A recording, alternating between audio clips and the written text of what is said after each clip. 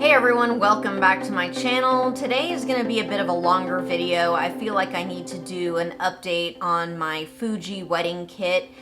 These are lenses and cameras that I use multiple times a week to photograph engagements and weddings.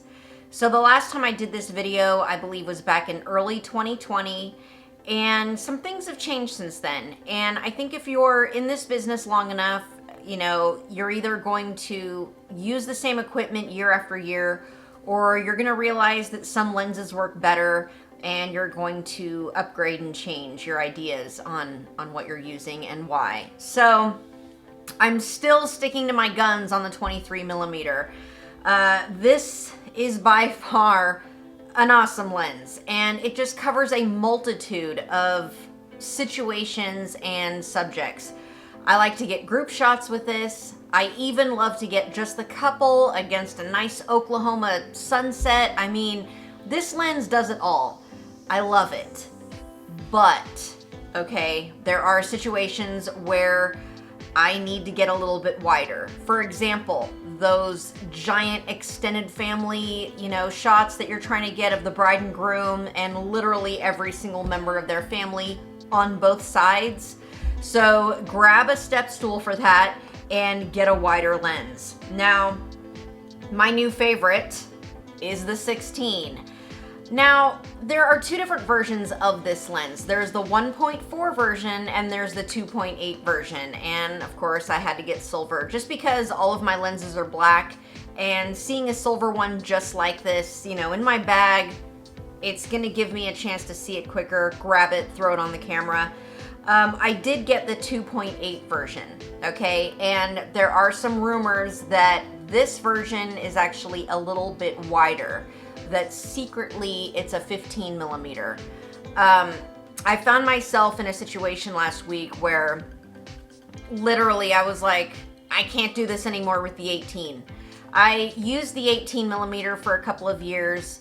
There's a few things I don't like about that, which is the reason why I'm getting rid of it and I upgraded to this. The things that I don't like about the 18 are, while it's great and it's wide and it's given me a lot of great shots, it's very loud and it doesn't focus well in low light. So there have been a couple of times where I have been literally back against the wall at receptions and have not been able to focus properly on people dancing and, so again. And then there was another situation last week where I was at a styled shoot and bright light, I was even using my flash, this lens would not focus. And there was 3 shots that I missed that I couldn't get with this lens. And I finally threw in the towel and said, okay, I'm done. I'm upgrading to something else. So I got this. I haven't tried this at a wedding yet, but I know it's gonna be amazing. So I've got the 16mm. I've got my trusty 23. As you can see, they're not too far off. This one's a little bit taller, but I mean, they're pretty small lenses. The 1.4 version is a lot bigger. In fact, it reminds me of the 56. It's a lot chunkier and it's just a lot heavier. And of course, it's literally double the price. So I thought, if I'm just gonna get my feet wet, I'm gonna go ahead and try the 2.8 version. It seems like it would do the job. I'm not gonna be using it constantly, just for, the occasional giant group photo and some, big, family situations. But, it's not really something that I think is gonna stay on my camera full time like the 23. So that brings me to the next lens that I have loved for a long time. That's the 50mm. Now, at a wedding, I do carry 2 cameras. I've got some really cool leather straps. These hang on both sides of me. I'm constantly using 2 cameras for different situations. Typically, I have a really wide angle lens on one camera, and then on the other camera, I'll have something like the 50 or the 56 or even the 90mm, depending on what I'm shooting. When I first start out on a wedding day, I like to have something that is, like a 50, sometimes even a 90. I'll even use my extension tube with a 90mm just so I can get some really cool ring shots. So there's that. I like to have the option to quickly have 2 lenses at my disposal without having to rummage through my camera bag. On a wedding day, things happen really fast. We go from makeup to putting in the veil, to getting dressed, to mom buttoning up her dress in the back, to last minute makeup touches, to, hey, let's do a group photo with the bridesmaids. So you're literally trying to get all of these things very fast. You need to have lenses right there that you can grab for certain situations. So when I start out on a wedding day, I typically have the 23mm and the 90mm on my other camera. I like to stand from across the room and not be so in the bride's face. So I like to stand back from across the room, get pictures of her getting her hair done, her makeup done. The 90mm is great for that. It gives me some great blur in the background so that I'm not seeing, you know, the messy counters with the makeup and all that stuff. Sometimes seeing makeup in the background is cool, but just not all the way in focus. So the 90 is amazing for standing across the room and being able to focus on just the bride. This is a great lens. So I start out that way. Now, when we jump into the ceremony and all of that, I then switch to my trusty 50-140. This lens is pretty awesome, especially if you're doing a bunch of outdoor weddings and stuff like that. You can hang back and photograph the bride and groom straight ahead as they're at the altar. Now, my second shooter typically goes around to the front and gets some close-ups of them while they are saying their vows, and I will go around to the other side and cover that angle. And then I'll move back to the center, the aisle, and I'll continue getting some straight-on shots for that. So this is a great option. Now, if I am indoors and it's in a dark church, I do like to use primes. I think they focus a little bit faster. So again, I'll grab my 90 and I'll have my camera on a tripod and I will use the 90.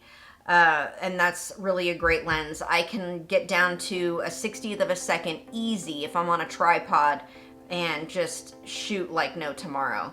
And again, I'm also using the 23mm, for some wider shots because you don't want everything focused just on the bride and groom. It's also nice to get the crowd so that they can remember, like, wow, look at all those people that were staring at us, you know, look at all the family that was present for that. So we like to get some wider shots too. It's not just all, you know, close-ups. The other thing too, you know, I'm cheap where I sort of want to be, where I have to be.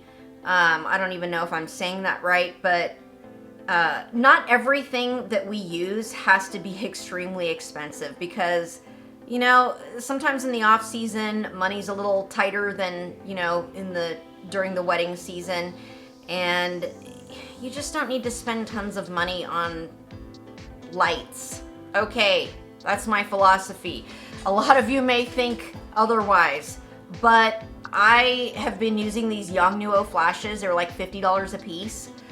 We've been using them for like 5 or 6 years now, okay? And they are workhorses. We've dropped these, we've done all kinds of stuff with them. They still keep going. And they work on our Fujis, okay?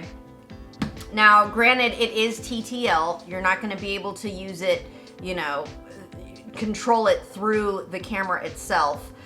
But if you use the flash in manual mode, you can control the power, the you know, light in there zooms in and out. These are very basic flashes. We have like 5 of them. That's why there's tape on this one, and you know, they're all numbered so that in case something happens, we know what flash went down. But these things, I'm telling you can get them on Amazon. You can get them pretty much anywhere. I don't even know if they sell them anymore because they've lasted us so long, but they're like 50 bucks.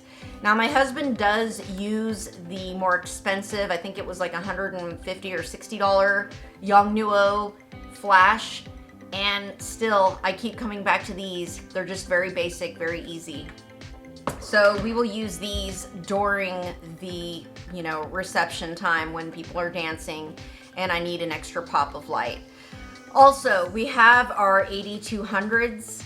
Our Godox AD200s, those are amazing, okay? And we have the triggers on our Fuji cameras. And then on top of that, I've got my flash, and I'll go ahead and show you a picture of what that looks like.